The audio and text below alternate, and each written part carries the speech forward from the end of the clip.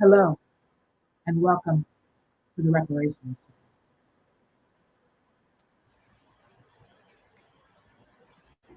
Show. Don't want no spare change or handout. I see that everywhere I go. Want you to reach right in your conscience, baby, and give me everything I'm owed. I'm talking about them reparations, reparations. Oh, honey, give me all my money. Reparations, reparations. Give me everything you owe. Reparations, reparations. For all them years of frustrations. This is the freaking Reparations Show. Hello, femmes, friends, and foes. Welcome to the Reparations Show. This is the Black Femme Power Edition. I don't know what you heard, but I hope you're ready. I'm just going to tell you right now, first, my nails, I know you love them. They are by Act Right, as in I'm a writer, on Instagram. My little sister, made by a Black femme, get yourself some. And my hair, done by me. Makeup, done by me. All of this, made by God. Thank you very much. And I'm so glad that you made it here tonight. I'm happy for you that you're here. Before we really begin, I'm going to tell you what I'm not going to do tonight. First of all, I'm not going to explain, defend, or solve the structural and systemic economic issues of reparations for enslaved and formerly enslaved descendants of enslaved Black people in the United States of America.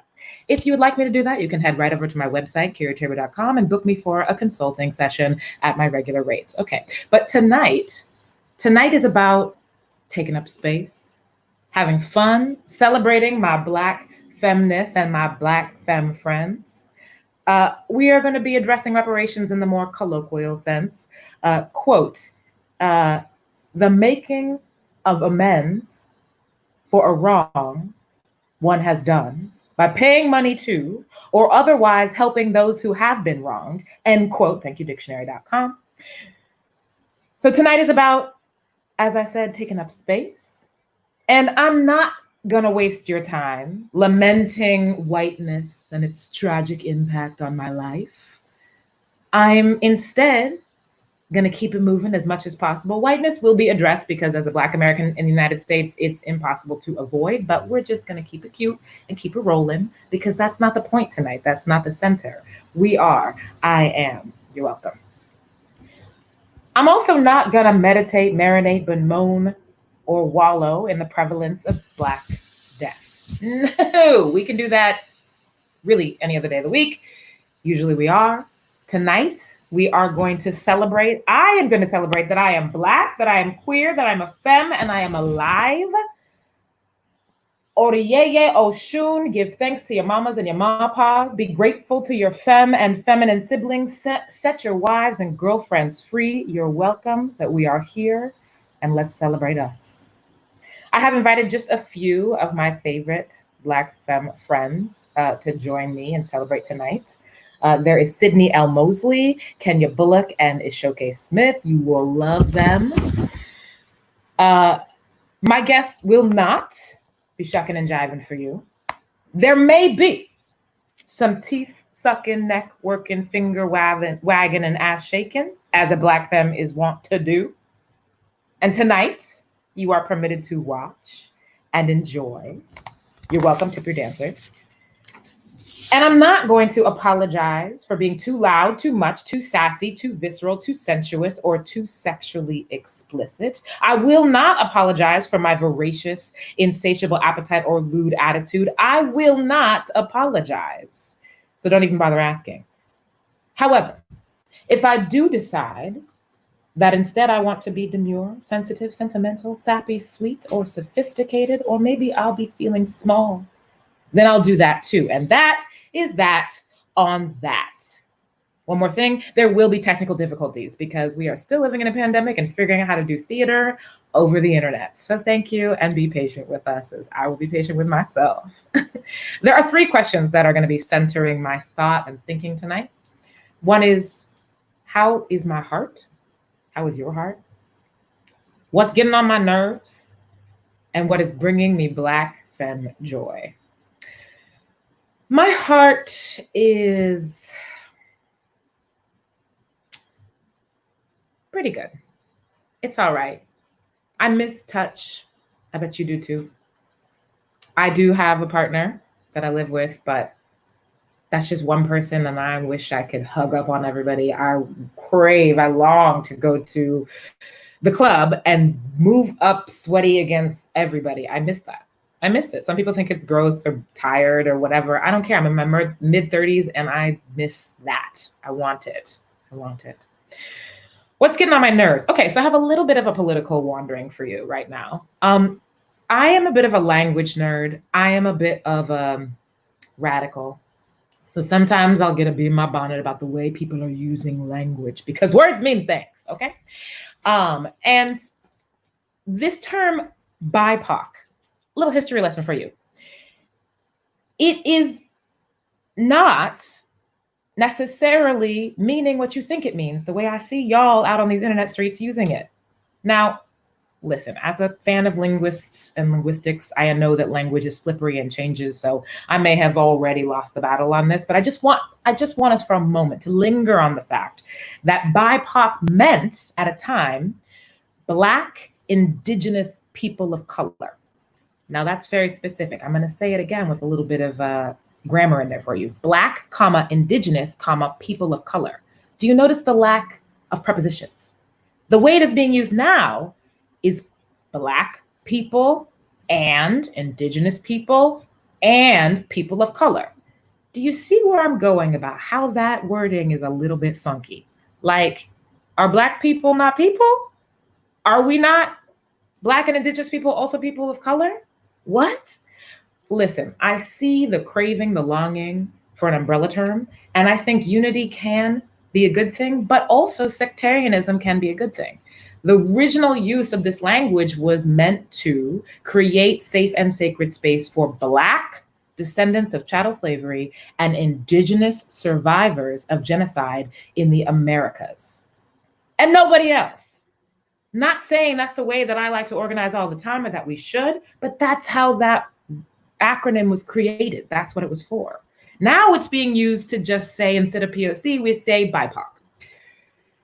Again, like I said, I probably lost that battle, but I just want you to know that there was some history there. There was some meaning there. The longer history, I can't tell you all that. I'm not a historian. I'm just a word nerd. I do believe that it might have come out of Canada, where there's a lot of Indigenous people organizing, even more so than Black Canadians. There's a lot of Indigenous Native folks organizing around sovereignty and against settler colonialism.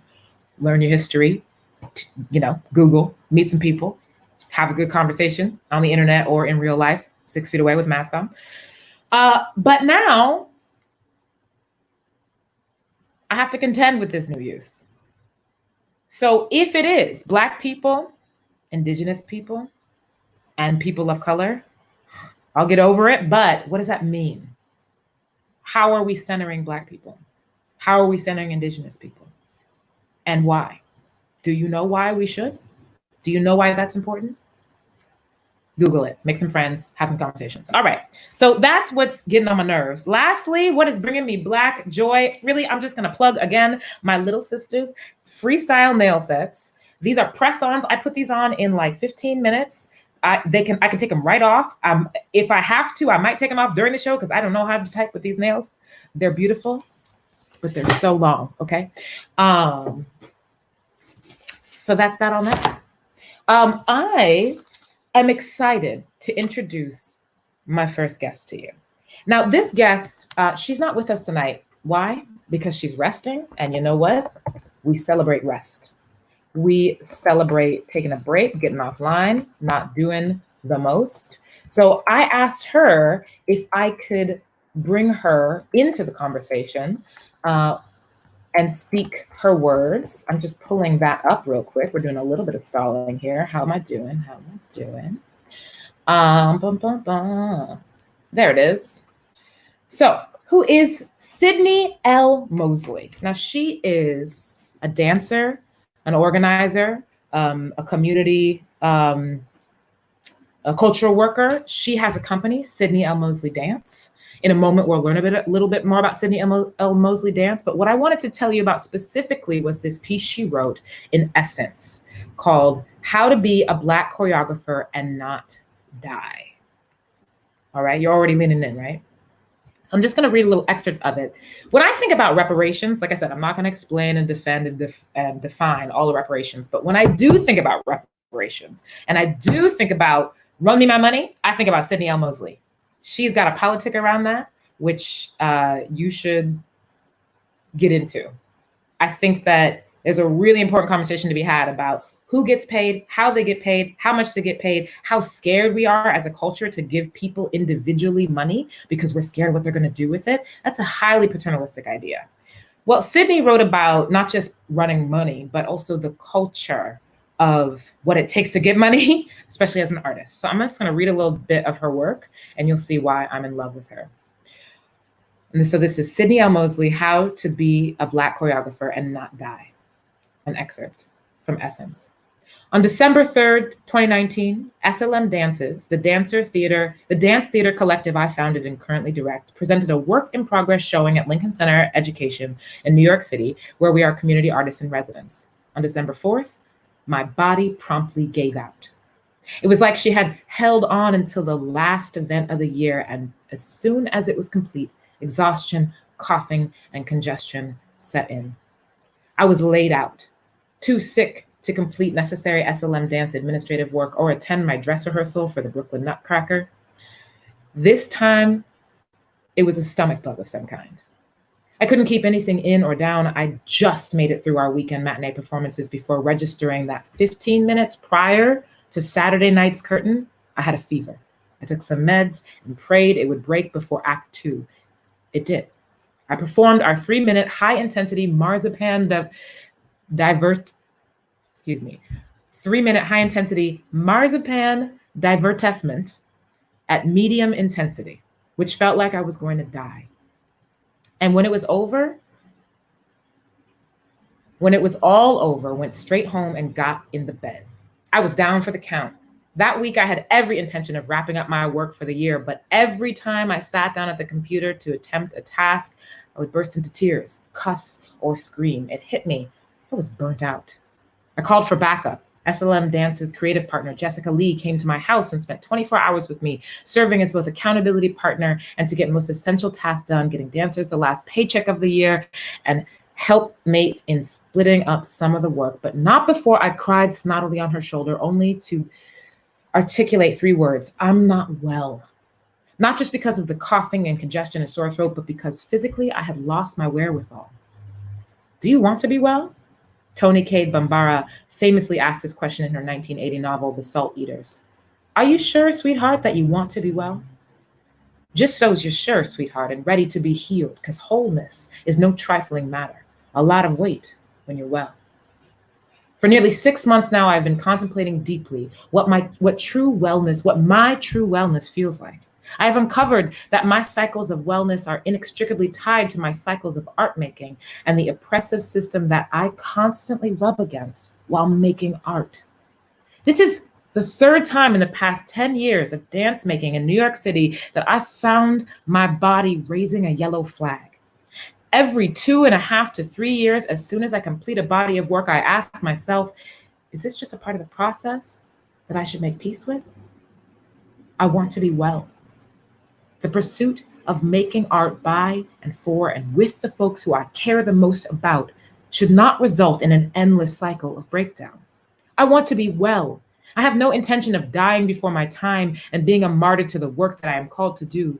I also have no intention of operating by the capitalist status quo of labor and productivity on this land that has come to be called the United States. It is this tension that I am faithfully ideating, iterating, and choreographing my life around. And now you want to know what happened, right? Go online to Google, type in Essence, How to Be a Black Choreographer and Not Die. You see it across the screen there. Sydney L. Mosley, read more. You're not going to get enough. You're going to want more. You're going to want to give to her. So I want to tell you about her company now, SLM Dance.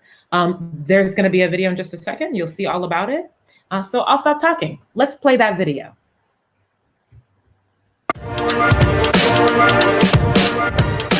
SLM Dance's mission is about using dance performance, education, community engagement to shift change, in particular around issues of racial justice and gender justice. The performance space is actually one of the most fertile spaces to change hearts and minds, to have fruitful dialogues, to raise consciousness, and to move people to action. SLM Dances has 6 core values: dreaming, community, transparency, humanity, learning, activism. I love working with Sydney for so many reasons. Her dedication to the craft of dance and activism and dance education and art in general as a collective is something that I really love about her. Sydney is always ready to feed people. Sydney is an amazing cook, period. The food is actually a metaphor for how Sydney is ready to share and give and offer nutrients to anybody who enters the space. That is how the creative space and the choreographic practice functions for Sydney. That is the space she cultivates with SLM Dances, that it is food in any and every way possible. SLM Dances itself is a community. We start at home with each other, building, creating relationships within the company that create a real foundation. Moving outside of that, the creative work that we do is really using what we know to be true in our own relationship building to build relationships in the broader community. The connection between dance and community makes the work that much more profound and also gives it function.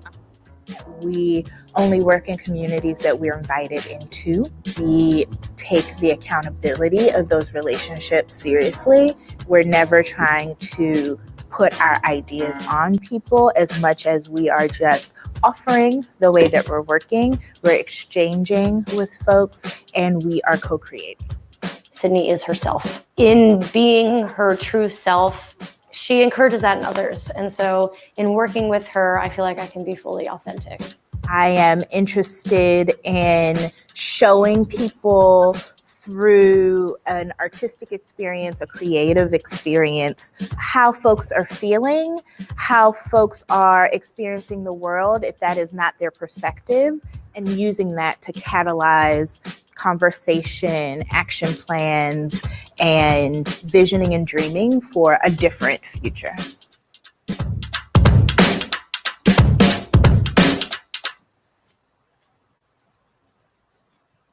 Do you not love my friend Sydney L. Mosley? Is she not the biznatch? I told you. So that's her writing in essence and her dance company. Check her out. She's so amazing.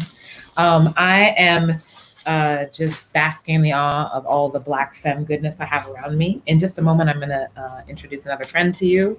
Just say I have my candle here for Oshun. Hello, Oshun. Thank you. I'm going to burn a little bit of sage. Yeah, we're going full out tonight. That's right. I hope you're burning your sage. Black femme power. So I want to bring up this next guest. When I was invited to do this show, I was told I could have 3 friends. And I thought right away, I want to feature a young leader, someone who is already killing the game and, barely out of college, just kind of knows exactly what she wants out of life. So I'd like to welcome Kenny Bullock, please. Hi, Kenny. Hi. How are you doing? Well, and actually, can you just introduce yourself a little bit? Who are you? What do you do? Hi, folks. I am Kenny B. I'm from Trenton, New Jersey. I'm a multidisciplinary artivist. And what I do is I do community activism with art. With what I do, I create things that speak about the experiences that I go through and the folks around me and the communities that I occupy. I like to provide platforms for folks who have a voice and want to speak about things but are scared. I help make them comfortable, and I just uplift that. Yes. And that distinction that you make there, you're not giving people voices, they have voices. You're just giving them a little bit of courage, a platform, which is excellent. I have 3 questions for tonight that I'm framing my thinking. I want to ask them to you. So first question, how's your heart? My heart is okay. Yeah. Challenges, but my heart is okay. Yeah. Is there anything your heart wants, longs for in this moment? My heart longs and wants for a redistribution of wealth in my community. Okay, come through. See what I said? You just hit him hard with it. Pull no punches. What's getting on your last nerve right now? What's irritating you? The fact that folks are willing to go above and beyond to protect colonizers. Call them out. What you talking about? Be specific. There's a park called Columbus Park in Trenton, and we did a call to action, which there's a statue there of Columbus, and we wanted it to come down. Okay. And it is down now. Yes.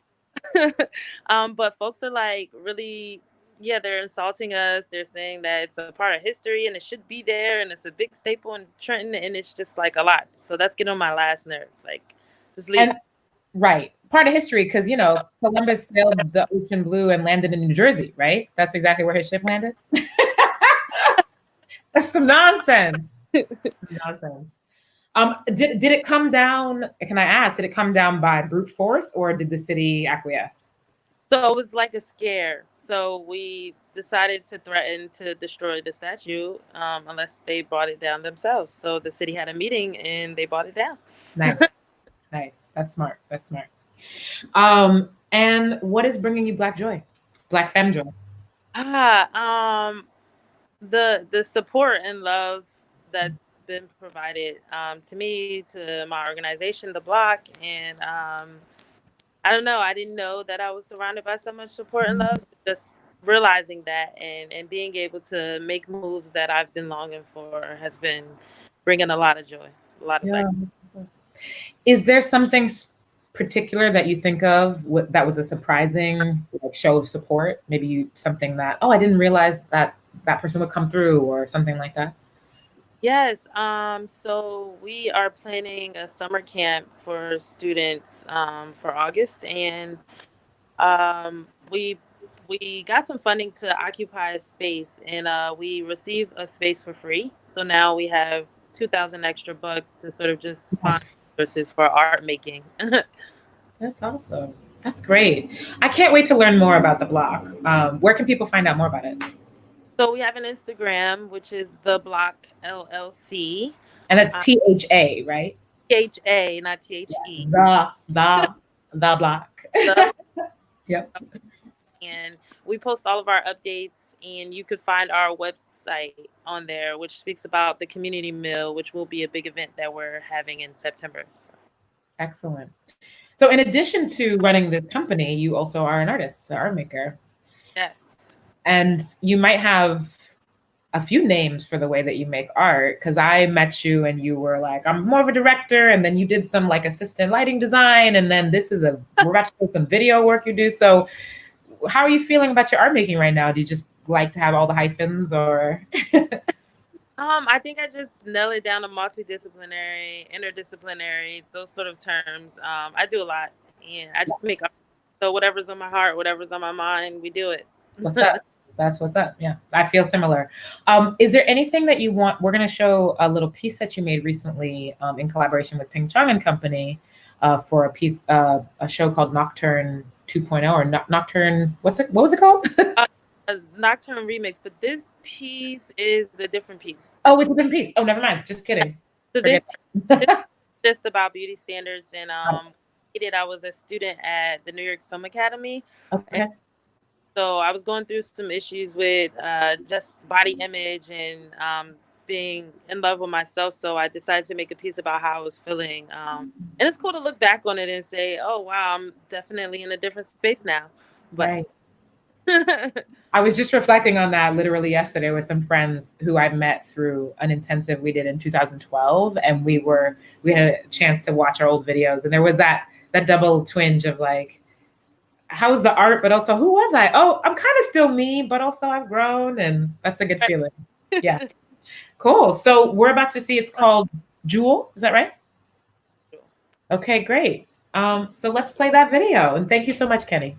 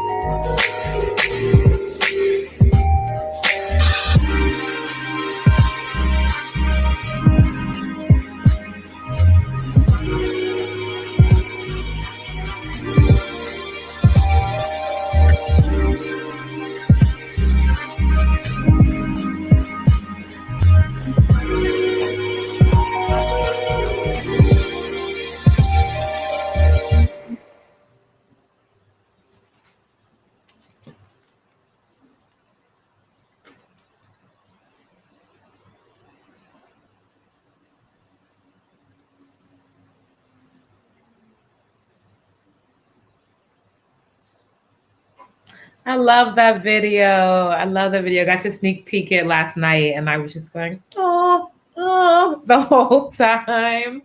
I just, the hair struggle is real. The comparing ourselves to things that ain't shit is real. And just that little smile, that's the actor. I don't know if that was Kenny, but whoever that actor was just did a beautiful job with that little smile at the end there. It's those little moments. You could really see the whole inner world shine in that. So thank you again for Kenny B. Check out The Block. Check out Kenny B on Instagram. Follow. If you live in New Jersey, check out their work. If you don't, donate. Give money. So now I'm gonna treat y'all with a little bit of my work, if I may. So I also, like Kenny, I'm a multi-hyphenate. I do a lot of things. For the most part, I'm a theater artist. If you are watching this, you probably know a little bit about who I am. Maybe you don't. I don't know. Maybe you're just a friend of FRIGID New York and Kevin are free, in which case, hi, nice to meet you. Hey, how's it going? Hire me. I do a lot of things. But one of the things I do is I write plays and now musicals. I've been working on a musical with Cece Liu, and she is a composer, and I am a book writer and lyricist. She's also a lyricist. We collaborate on, and we're writing a piece about the love of my life, Gladys Bentley, a historic figure, a real life person, Harlem Renaissance legend. Nowadays, you can Google her. When I discovered her in 2010-ish, there was nothing really on the internet except for like a couple of random like other queer nerds like myself who had done some experimental work. And there was barely anything even in literature about her. Now people are starting to write about her. There was a little series on American Masters on PBS. She had a feature in the New York Times. There's a photograph of her in the Smithsonian. So who was Gladys Bentley? Let me just describe her for you, and then I'll let the song do its thing. So physically, she was buxom, beautifully Black, masculine, wore a white suit with tails and a top hat and a cane. And she had other suits too, but white was her favorite. And she was a piano player, a crack piano player. Used to do stride piano, that style that, you know, you really think of the 20s, like, that was her. And she sang, and she turned popular songs of the day into raunchy ballads about anal sex, about white celebritantes would come see her perform, and she would go into the audience and mess with them, and they would pretend to feign and love it. She was incredible, ahead of her time, queer even for today's standards. And things changed in her life. She shows up in the 1950s, fully feminine, in her attire. I don't know about her lifestyle, okay? And she says to Groucho Marx, I'm writing a book about my life. It's called If This Be Sin. That book doesn't seem to exist. Maybe someday we'll find a manuscript. Well, I'm writing a play or a musical, If This Be Sin. And you're about to see the title song from that musical performed by the incredible Amara Brady as a part of a musical theater factory showcase for Troy Anthony at Joe's Pub. So the stage is Joe's Pub. The producers were the Musical Theater Factory with the love and support of the amazing Troy Anthony, and performed by Amara Brady. So let's play that video.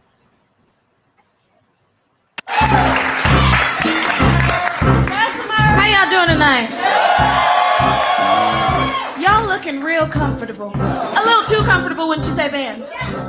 So, if you want me to sing, you gotta get a little uncomfortable. Okay? So, I'm gonna teach you this. Repeat after me. If this be sin, if this be sin, you love my sin. If this be sin. All right, I taught you this, right? When we get to that part in the song, don't act like I didn't teach you nothing. Well, I for one am surely damned, and so are you, dear sir and ma'am. If this be sin, there you go. If this be sin, you love my sin. If this be sin. Now my good sis right here, she's sitting here looking like, I came to hear Gladys Bentley sing. I didn't come here to sing the Gladys Bentley. So I'm gonna need you to sing it for me. Ready? Here we go. If this be sin. If this be sin. She needs help. You love my sin. If this be sin. Now. Okay. All right. Yeah. The things that we do, we'll never know. Never knows. If this be sin, if this be sin, you'd love my sin. If this be sin. Now, can y'all sing it again for me? Just keep that going. If this be sin, if this be sin, you love my sin.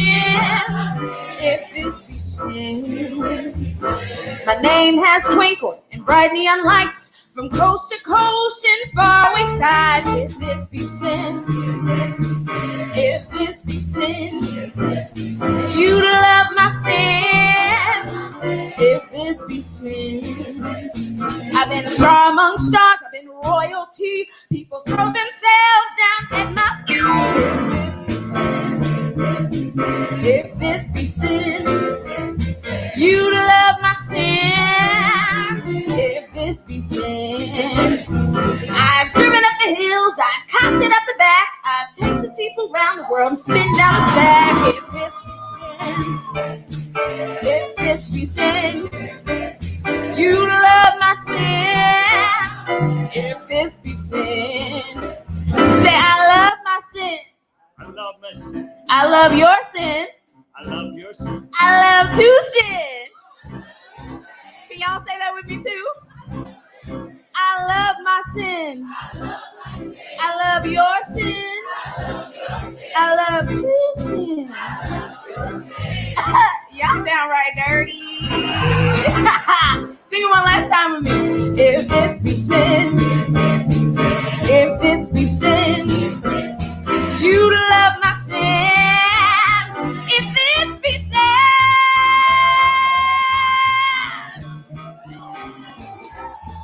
if this be sin, if this be sin.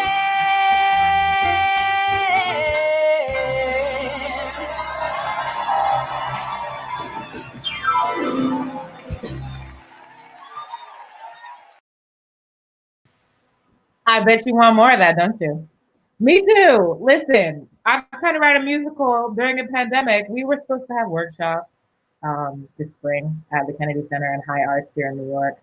And, you know, such is the way of things right now. Hopefully there'll be more. I want to say the names again of the people. Again, I told you there'd be technical difficulties. So the singer, Amara Brady, look her up. She's amazing. My collaborator, Cece Liu, she and I wrote that song together. She wrote the music. We wrote the lyrics together. We're collaborating on this musical. And that was presented with the thanks of Musical Theater Factory, who hosted that night at Joe's Pub. I know you want more of that musical. I want more of that musical. If you want more of that musical and you would like to support a pandemic artist, please hit me up after the show, okay? We will write again. We will. I'm still writing. This is still a time to be making work. It's just, we can't get together in a room and it's hard to sing live over these platforms. So we're learning, we're growing. Actors and writers out there, you know the struggle. You understand. If you happen to be figuring out how to make musical theater in this moment, please hit me up on Instagram or Facebook after this. I would love to have a conversation with you. So that was If This Be Sin and the title song of my musical. So now, ladies and gentlemen, many of you have come here tonight because of one very special person. Someone who has a mind like no other, who is one of the funniest people you'll ever meet, one of the silliest people you ever meet, and one of the smartest people you will ever meet. Please give it up for Heaven on Earth. Hey, Kirya, that was a nice introduction. I am going to save that and transcribe it and give it to other people because that was really nice. Thank you. And thank you for letting me interrupt the Black Femme Power Hour. I am not the most masculine man in the world. I don't know if that makes me a femme, but I'm here. So it is now time for This Week in Reparations. And how many people, show of hands, read Harper's? I think it used to be Harper's Bazaar. Now it's Harper's. Nobody. But I did this week. I read it this week because it was burning up the internet. It was burning up the internet. A bunch of people signed a thing canceling cancel culture, including the director, the famous Tony-nominated director, who fired me once for not being fat enough, which is crazy because I have always been fat enough. Doesn't matter. He canceled me, but I'm still here. And, I tried to make sense of the letter and why it was so upsetting to me. Spoiler alert, they got a very low score. Here's the video. To the people who wrote this letter on justice and open debate that appeared in Harper's, this is not reparations. You know what? Reparations. I am exhausted. I mean, I don't understand. I don't understand. What is cancel culture? What is it? Alexa, what is cancel culture? The democratic inclusion we want can be achieved only if we speak out against the intolerant climate that has set in on all sides. Very fine people on both sides. So right before this, they invoked the name of our president and said that he is canceling people left and right. And what this letter about not canceling people is also about canceling people. So it's, I mean, I guess it's good that they trolled the president, but it's also kind of like, what? All right, another excerpt. We uphold the value of robust and even caustic counter speech from all quarters. But it is now all too common to hear calls for swift and severe retribution in response to perceived transgressions of speech and thought. Yes. I don't expect to get money. I have said that before on the Reparations Show, but I do expect or want or desire someone making inroads to reconciliation and some kind of reparations, whether that be money, which I prefer, or just the opportunity to be heard and for you to actually listen to me.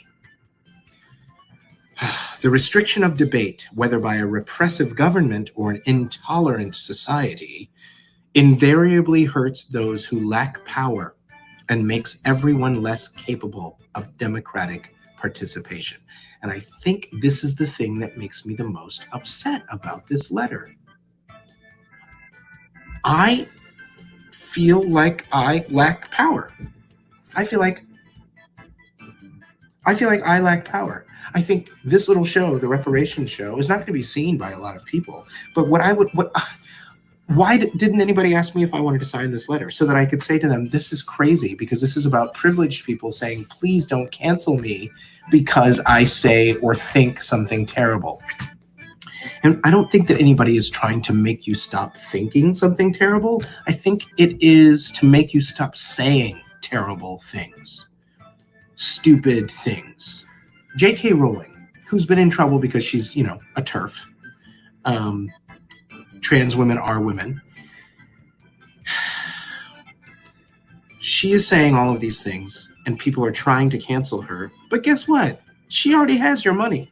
I bought all the books, saw all the movies. So she's got my money. I can't cancel her. She's there. She's here. People love Harry Potter, but we don't love you anymore, JK. I want JK to be like, JK, it's like my name, JK. I didn't mean it the way it sounded. JK. But no, she means it. Anyway, those who lack power are just like the people who are on the Twitter trying to cancel you. We just want you to pay attention to our caustic counter speech. Pay attention to it because some of those people make some really good points. And then I also think cancel culture is just like a made-up word. It's a made-up thing like agreeance or freedom. I don't want you to be canceled. I want you to pay me for thinking that I'm less than. I want you to pay me for accepting that I lack the power that you have, that I lack the privilege that you have. I want you to pay me by shutting your mouth when you don't need to say something offensive or just plain awful. Because we live in a world where the rich get richer and the poor get poorer. That's the United States. So what I would really enjoy would be if you're not going to give me money for having to listen to you, give me money to make me go away. Yeah. We need to preserve the possibility of good faith disagreement without dire professional consequences. If there aren't consequences when you say or do something stupid, then what are we to do when you say something stupid? It really makes me crazy. You want freedom of speech for yourself. And it's true. You are allowed to say whatever you want. You just have to take responsibility for it. Take responsibility for it and pay me. Take responsibility for being a terrible, terrible human and give lots and lots of money to my favorite cause, which is me.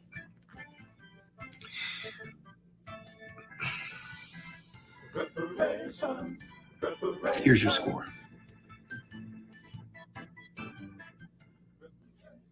Shut up, Kevin, you're canceled.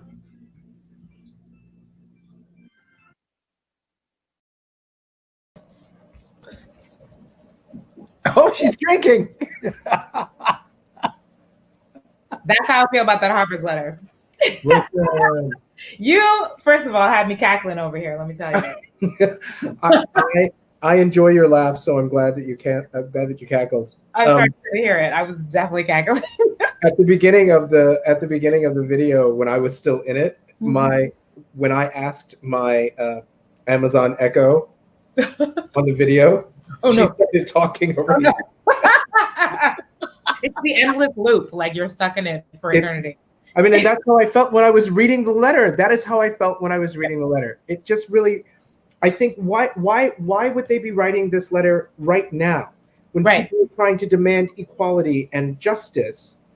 I mean, what I'm really, really glad you highlighted in it is the power and privilege aspect, right? Because I think we're still like the 90s, when I was, that's when I was a babe, and I think, you're a little older than me, so you were more of a grown-up person, but that was when I was like, it was very sweet of you to say. I'm a little bit older than you. But that's when I was learning about racism, right? And the way it's taught in that era was really about interpersonal and about like, this person is mean to that person because of their skin. But what was missing is a power analysis. And we're there now, right? We're finally there. Right. And you're right to hone in on exactly the problem with that letter. Because I'm gonna be a little like, hot take. I don't think call out is the best strategy always. No.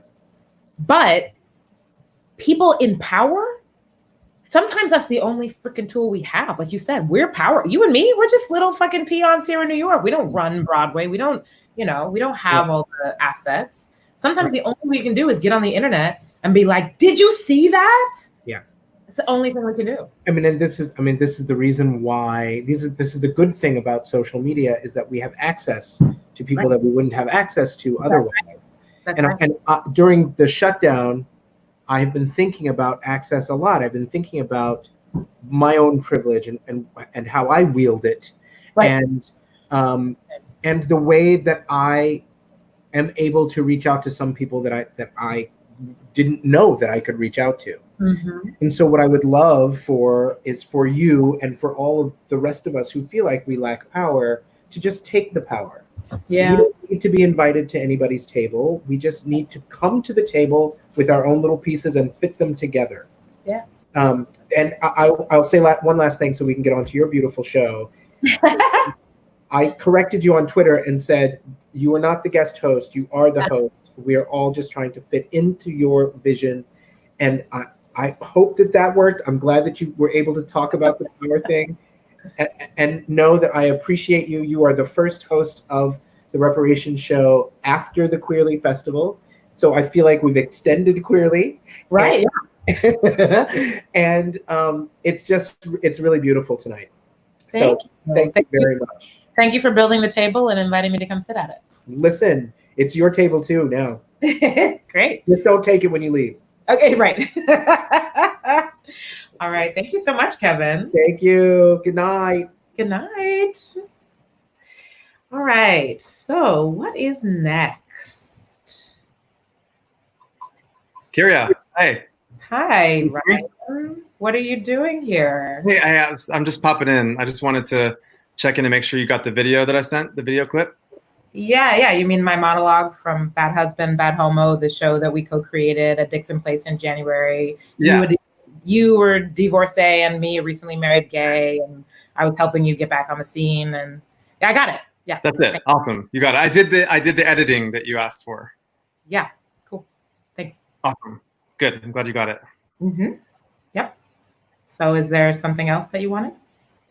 Well, I don't know if this is the right moment to check in on this, but I just want to check in real quickly with you guys at some point about the compensation. Like what's the fee for the editing gig?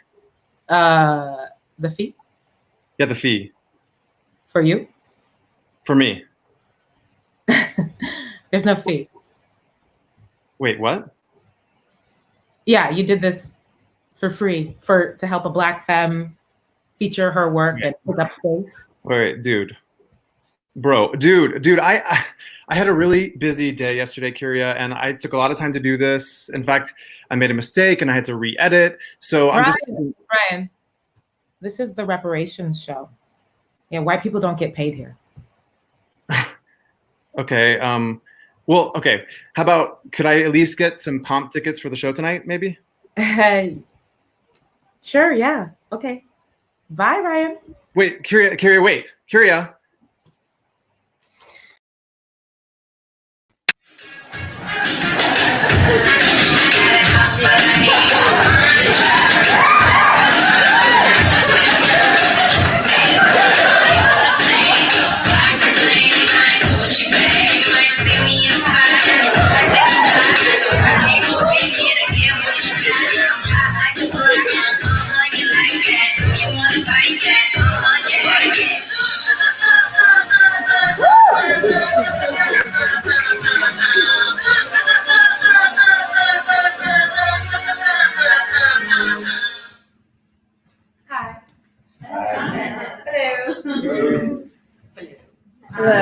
I'm Kirya again, for those who don't know. And I recently got married. It was September. That's September 2019. So that's 4 months ago, which makes me bona fide newlywed. And yes, I did marry a woman, or a non-binary mass AFAB, blah, blah, blah, labels. The point is that it's a queer marriage. That's what counts, right? Because if I call it a queer marriage, then I'm letting you know that I know that marriage is a bankrupt, like a late-stage capitalism and a tool of the state. Domestic labor in the private sphere, where women and femmes have been historically and are still forced to do double labor, marginalized, and denied the basic rights of self-determination and free will. Of course, I know that.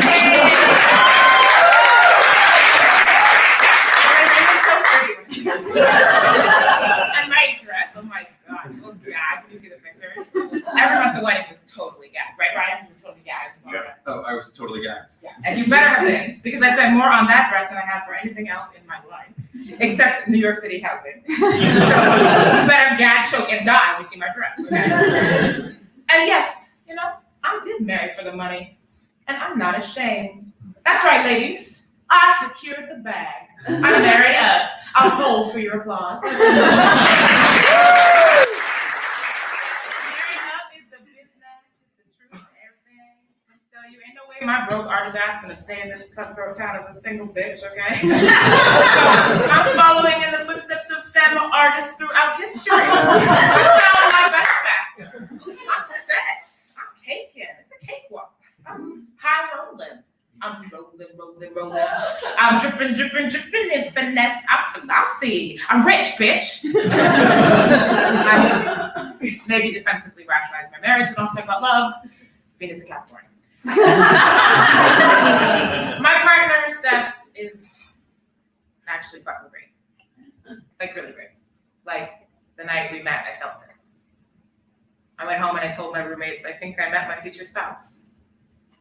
I started watching wedding shows like Say Yes to the Dress and a wedding. I built a wedding Pinterest before we were officially a couple.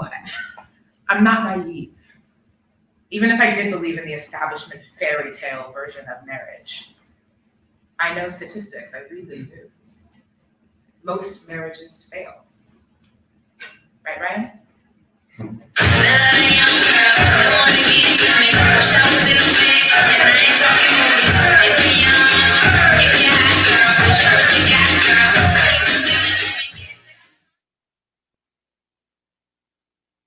So this one time, my partner and I went to a sex party.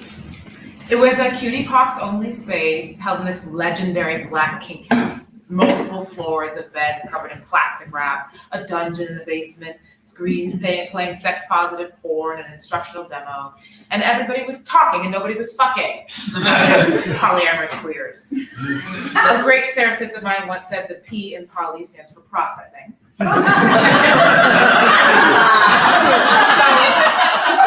it's been over a year since our last sex party because we were wedding planning. And now we're baby planning. And we're planning on buying a condo. And every conversation we have begins or ends with a spreadsheet. And I'm not sure we're ever going to have sex again. Ryan, can we talk about this condo buying thing for a second?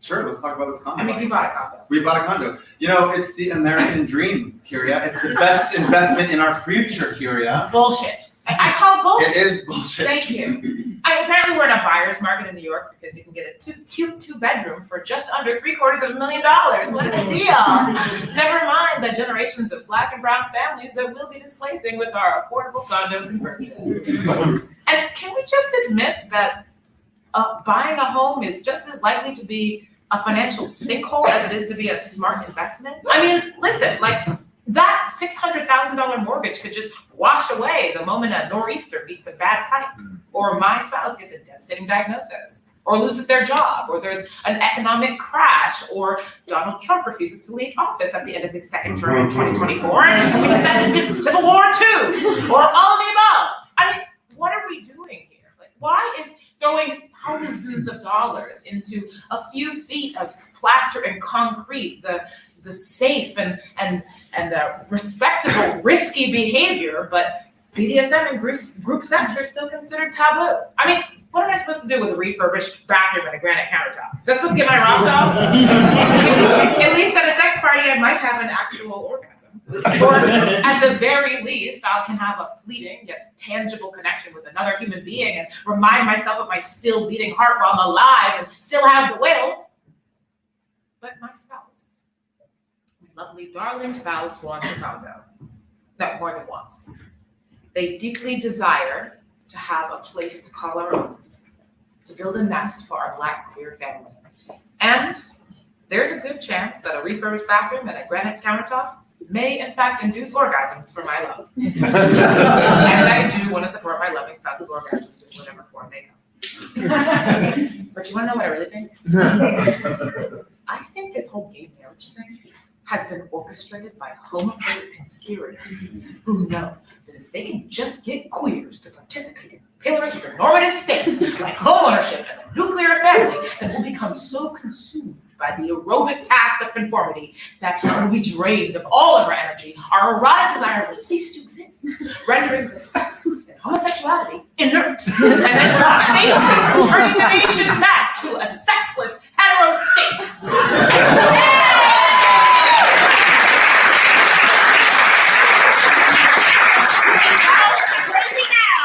Think about it.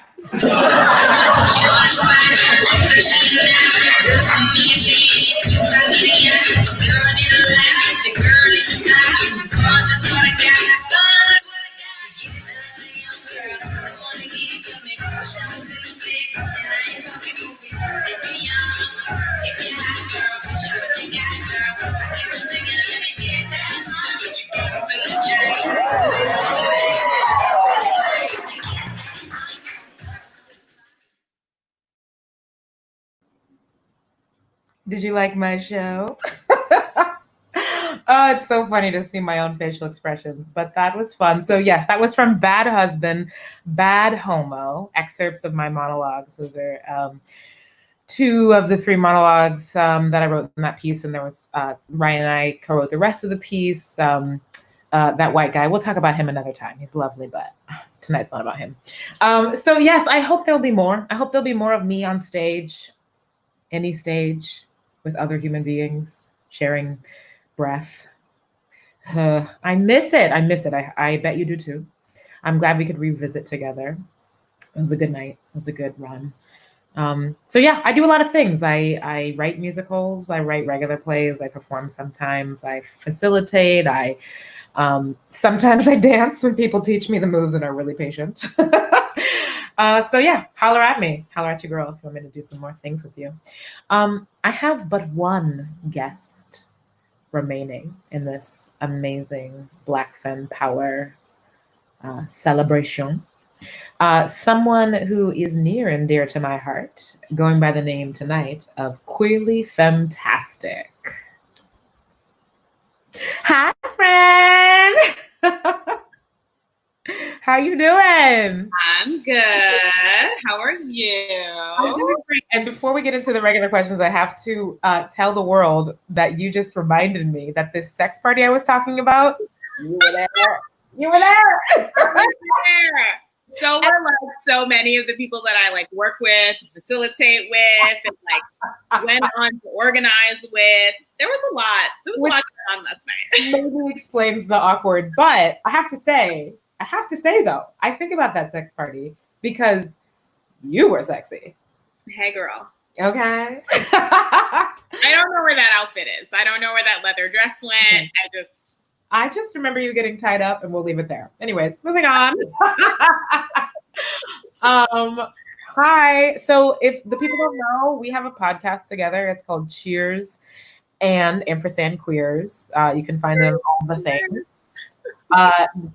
Queerly Femtastic goes by a different name on that podcast, but you'll see why there's a different name tonight.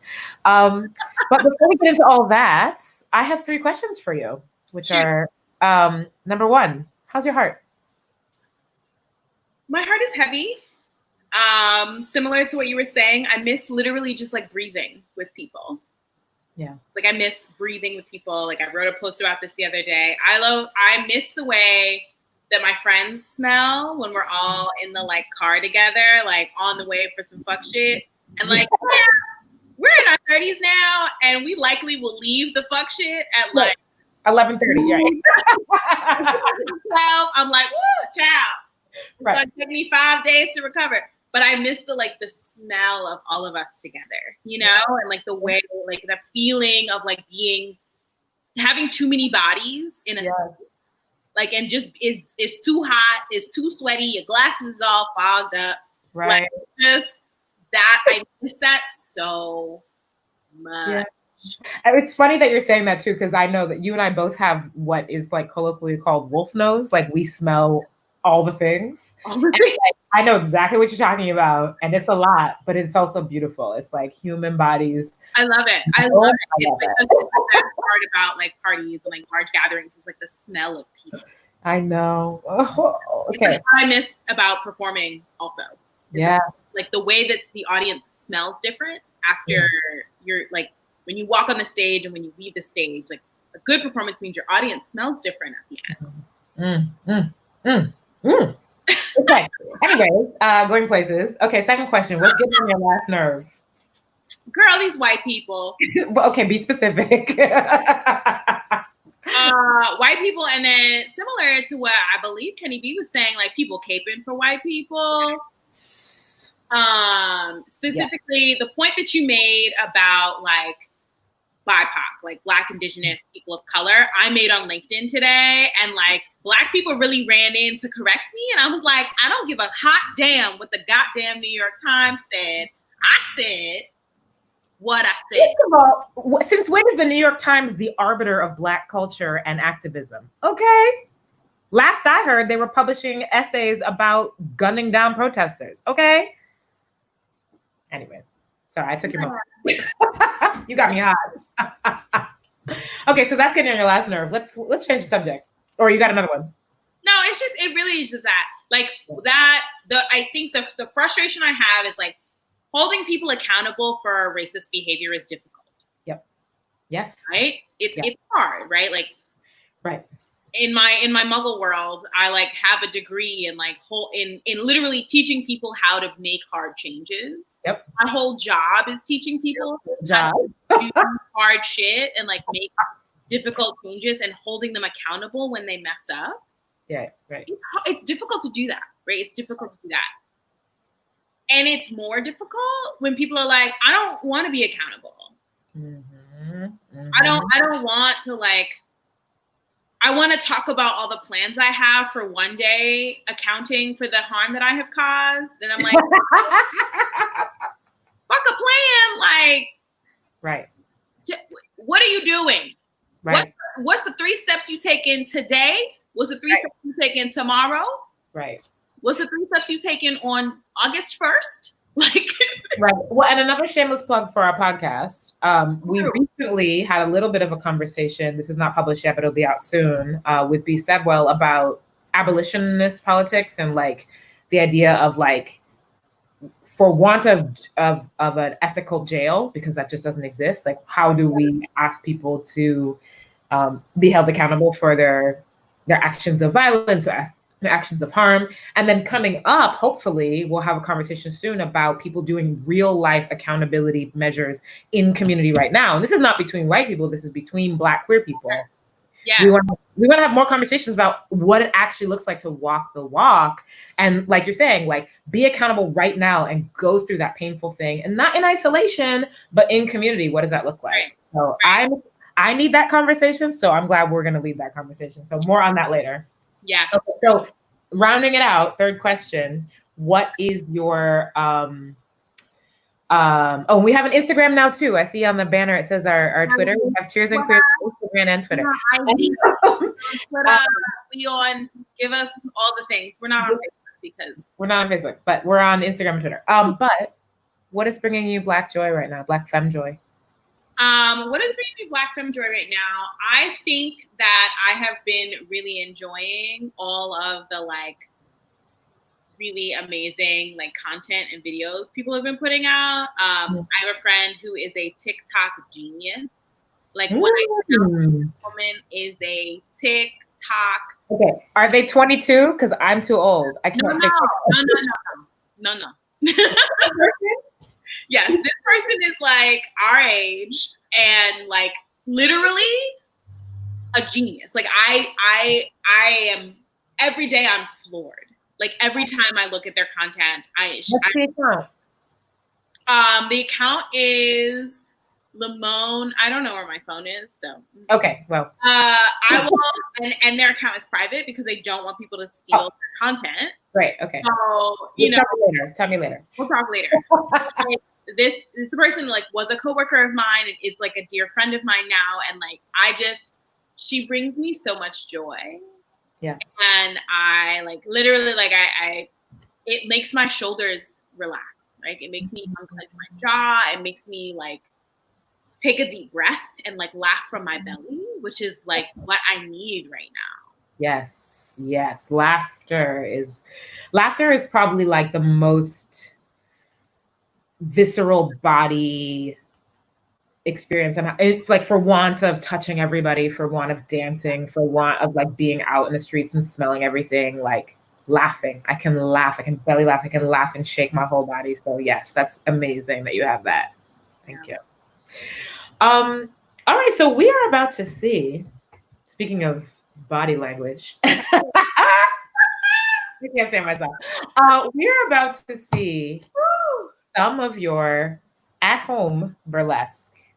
It's so cute. Remember how earlier, this is for the audience, I was saying with Kenny's video, how I love the little moment, you gotta lean in for it. There are some choice little moments in this. So pay attention, don't like get off your phone, watch this next video. Yeah. I miss being in audiences where I could just walk up and like put my butt on people's phones while I'm dancing. Like, don't do that. Don't do that. Right. Okay, so y'all, this is our last performance. So whatever you're doing that's multitasking, stop doing it. Pay attention. Thank you so much. Love you. Of course, love you. Let's play that video.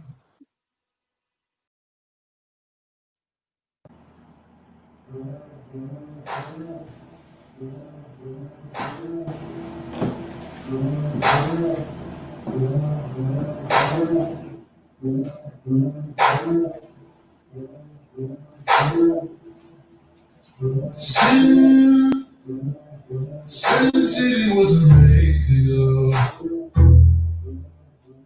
Angels like you. Sin City was a radio.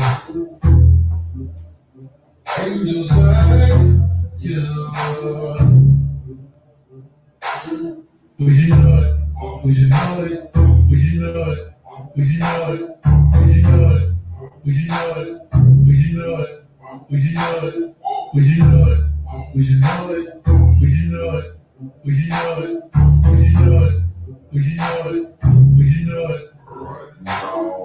Take that off. I just wanna see your legs so soft. I have to be near you. Oh, I see my mind going so crazy. I just wanna hear you. I'm touching your body, but I prepare for you. Nothing will spare you. She's so wet, I feel the drip coming down. Must be in Houston. She close your eyes, she feels the rise. I go inside, I'm shooting. Sin City was a radio. Angels like you. Sin City was a radio. Angels like you. Will you know it? Will you know it? Will you know it? Will you know it? Will you know it? Will you know it? Will you know it? Will you know it? Will you know it? Will you know it? Will you know it? Will you know it? Will you know it? Will you know it? Will you know it? Will you know it? No more cars. No one's going over. Ride it like you stole it. Tonight you're the owner. Oh, but the girls stay late. Cause they text it too late. But I'm yours now. They just hide these restraints. Tell me who's the easy name. Hit the floor now. Sin City wasn't radio. Angels like you. Sin City wasn't radio. Angels like you. Will you know it? Will you know it? Will you know it? Will you know it? Will you know it? Will you know it? Will you know it? Will you know it? Will you know it? Will you know it? Will you know it? Will you know it? Will you know it? Will you know it? Will you know it? Will you know it?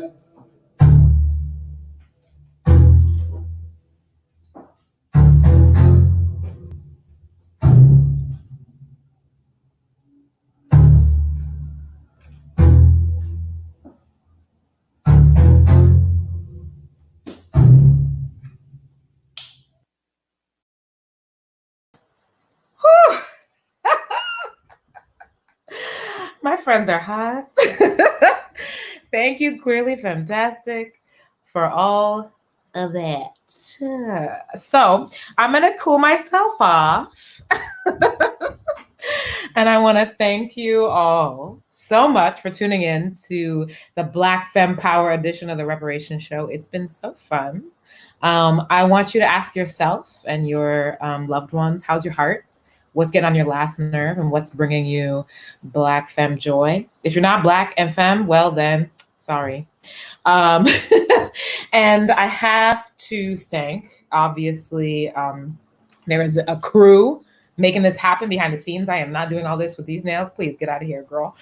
So thank you, Morgan, Emily, Joey, Erez Ziv, FRIGID New York. Thank you, Kevin R. Free, for inviting me on this little journey. And next week, tune in again. This show is going to continue. I don't know how long, maybe until we get actual reparations. I don't know. But next week is going to be hosted by Kimberly Walker.